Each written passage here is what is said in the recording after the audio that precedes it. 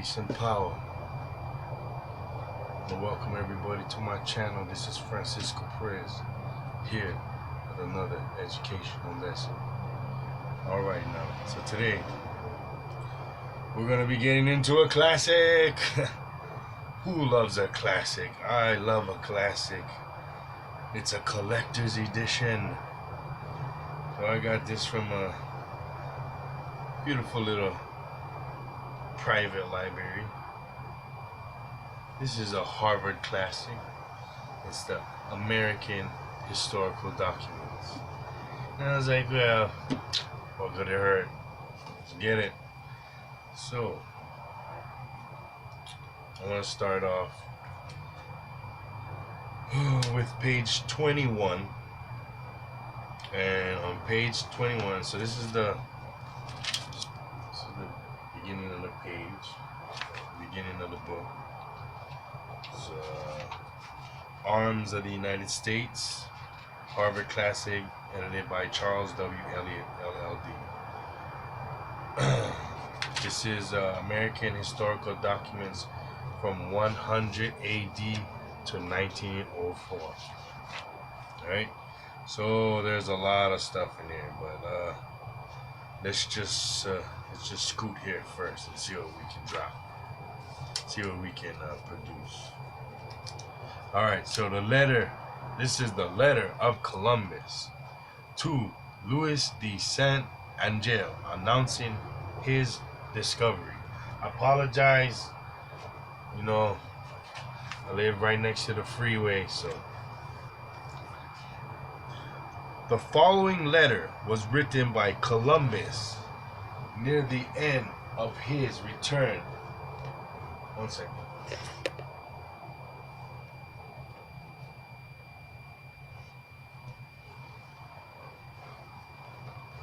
The following letter was returned by Columbus near the end of his return voyage to Louis de Saint Angel, treasurer of Aragon, who had given him substantial help in fitting out his expedition.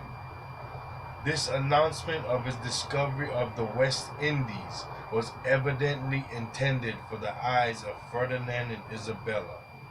The text of the present translation is taken from American history leaflets, edited by Professors Hart and Channing. This is how it went. Sir, as I know you will be rejoiced at the glorious success that our Lord has given me in my voyage, I write this to tell you how in 33 days I sailed to the Indies with the fleet that the illustrious King and Queen, your sovereigns, not ours, gave me, where I discovered a great many islands. I'm sorry, I interjected that. So it really said, the illustrious King and Queen, our sovereigns, gave me, where I discovered a great many islands, inhabited by a numberless people. So you're so plentiful that they couldn't count you. Numberless. And of all I have taken possessions for their highness by proclamation and display of the royal standard without opposition. To the first island I discovered I gave the name of San Salvador, in commemoration of his divine majesty, who has wonderfully granted all this. The Indians call it Guanahani. So I looked up Guanahani. Let's just read a little bit about Guanahani.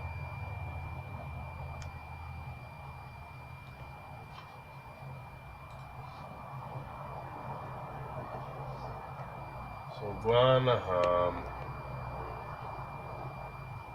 Guanahani is the island in the Bahamas that was first landed in the New World, sighted and visited by Christopher Columbus's first voyage on October 12, 1492. It is not known precisely which island it was. Several theories have been put forth by historians. Guanahani is the native Taino name Columbus called it San Salvador. Here's a map.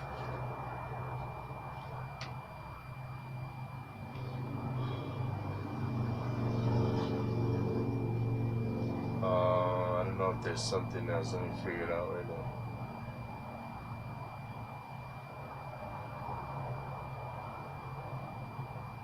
Okay, this is the description of Guanahani. Columbus caused the island very flat and with very green trees. Can you see it? There. Which is true for all the islands proposed by historians. His next statement is more problematic. He says Guanahani has muchas aguas e una laguna en medio muy grande, many waters and a lagoon in the middle, or in between, very big.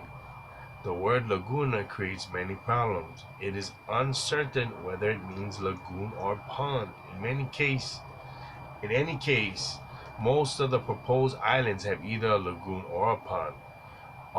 Only East Cocos lacks one. On October 14, Columbus made a boat trip to the other part, which was the eastern part of Guanahani. Therefore, he went the length of the island in the north-northeast direction. This is possible only at Plana Cays, Conception and Egg, and to a very minor extent at Samana Cay. Columbus noticed a reef that completely surrounded the island. All proposed islands have a reef, but the ones on Cat and Watlings do not completely surround the island. So it means Cat and Watlings, definitely not it, right? That's what he's saying. Between the reef and the island was a harbor large enough to store all ships of the Christendom, the Christians. This could easily have been an exaggeration.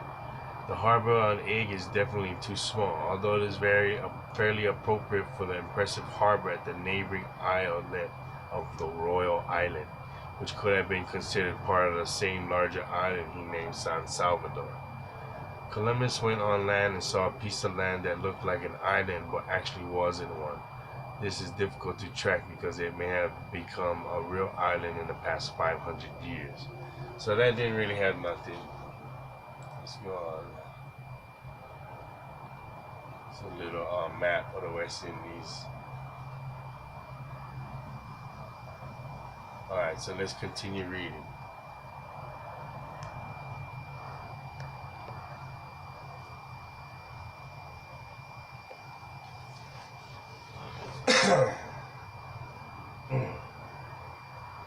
The second I named the island of Santa Maria de Concepcion, the third Fernandina, the fourth Isabella, the fifth Juana, and thus to each one I gave a new name. When I came to Juana, I followed the coast of that isle toward the west and found it so extensive that I thought it might be the mainland, the province of Cathay. And as I found no towns nor villages on the seacoast, except a few small settlements, where it was impossible to speak to the people because they fled at once, I continued the said route, thinking I could not fail to see some great cities or towns, and finding at the end of many leagues that nothing new appeared, and that the coast led northward. Contrary to my wish, because the winter had already set in, I decided to make for south. And as the wind also was against my proceeding, I determined not to wait there longer, and turned back to a certain harbor, whence I sent 2 men to find out whether there was any king or large city. They explored for 3 days and found countless small communities and people without number, but with no kind of government, so they returned. I heard from other Indians I had already taken that this land was an island, and thus followed the eastern coast for 107 leagues, until I came to the end of it. For that point I saw another isle to the eastward, at 18 leagues distance, to which I gave the name of Hispaniola. I went thither and followed its northern coast to the east, as I had done in Guana, 178 leagues eastward as in Guana. This island, like all the others, is most extensive. It has many ports along the seacoast, excelling any in Christendom. So they're saying that the seacoast and the ports just blow away all those in Europe, all throughout the east. And many fine, large flowing rivers. The land there is elevated, with many mountains and peaks, incomparably higher than in the center isle. They are most beautiful of 1,000 varied forms, accessible and full of trees of endless varieties, so high that they seem to touch the sky. And I have been told that they never lose their foliage. I saw them as green and as lovely as trees are in Spain in the month of May. Some of them were covered with blossoms, some with fruit, and some in other conditions, according to their kind. The nightingale and other small birds of 1,000 kinds were singing in the month of November when I was there. There were palm trees of 6 or 8 varieties, the graceful peculiarities,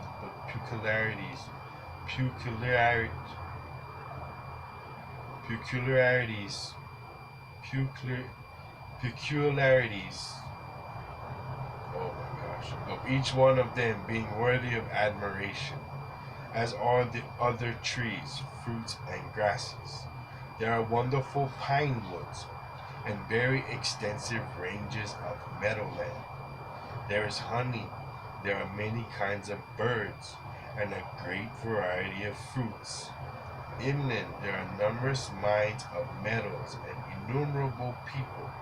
Hispaniola is a marvel. Its hills and mountains, fine plains and open country are rich and fertile for planting and for pasturage, and for building towns and villages. The seaports are the incredible fine, as also the magnificent rivers, most of which bear gold. The trees, fruits, and grass differ widely from those of Guana. There are many species, many spices, and vast mines of gold. There was vast mines of gold. Sorry, I was sick, so apologize for my voice. And other metals in the island. They have no iron, no steel, nor weapons, nor are they fit for them. Because although they are well made men, so they're well built, they are extraordinary timid. So you say, we ain't shit. We're girly.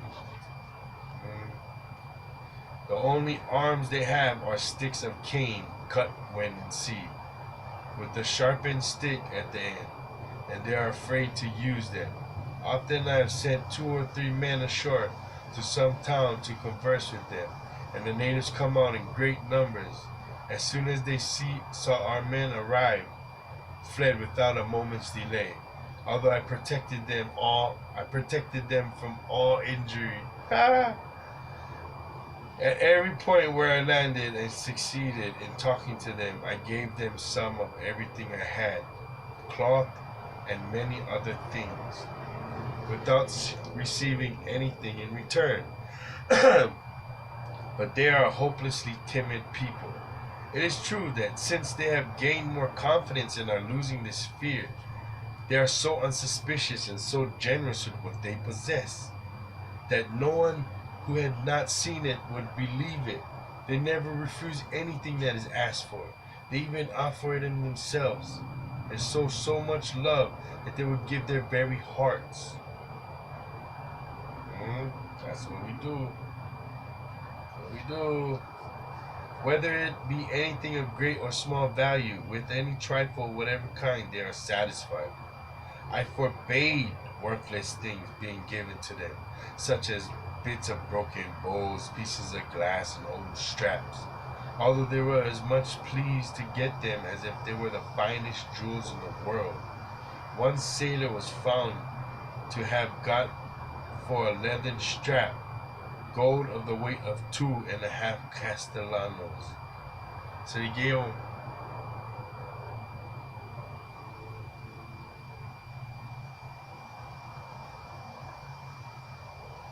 for one leather strap. They gave him 2.5 weight of men's weight in gold. 2.5. Oh my gosh. Oh, and the other for even more worthless things, much more. While for new blancas, they would give all they had, were it 2 or 3 castellanos of pure gold, or an arroba of two of spun cotton, even bits of broken hoops of wine casks they accepted, and gave it in return what they had like fools. And it seemed wrong to me, I forbade it, and gave 1,000 good and pretty things that I had to win their love, and to induce them to become Christians, and to love and serve their highness and the whole Castilian nation,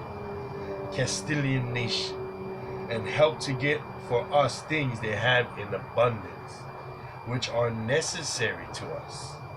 They have no religion,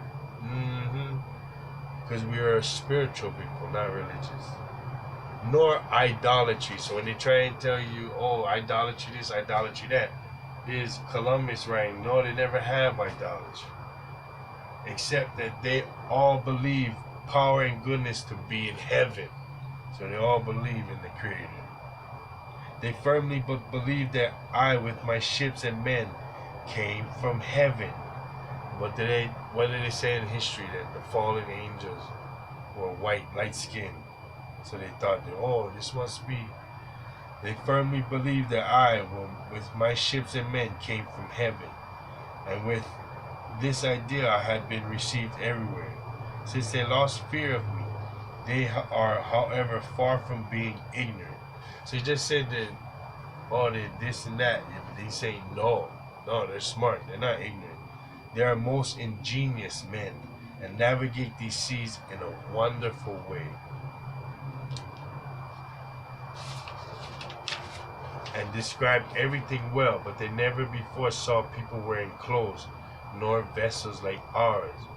Directly I reached the Indies in the first isle I discovered, I took by force some of the natives, that from them we might gain some information of what there was in these parts.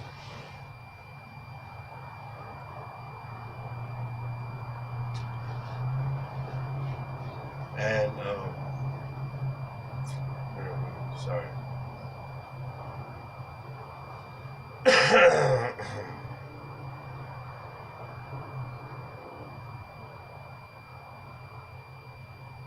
Oh man, sorry, I'm trying to figure out where I am. And so it was that we immediately understood each other, either by words or signs. They are still with me and still believe that I come from heaven.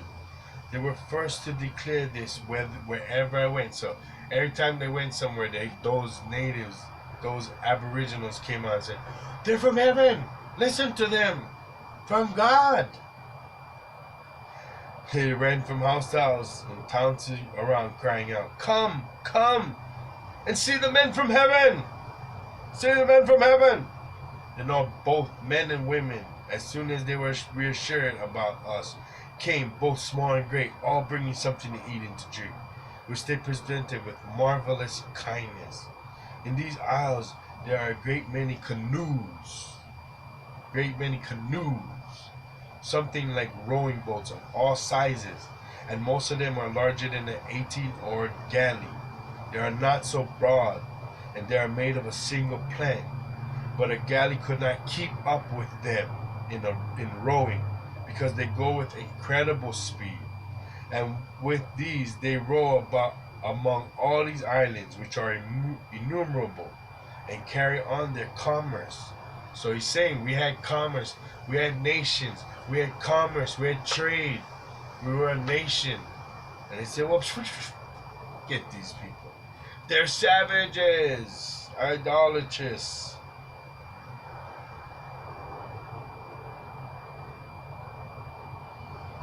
Alright, where we at?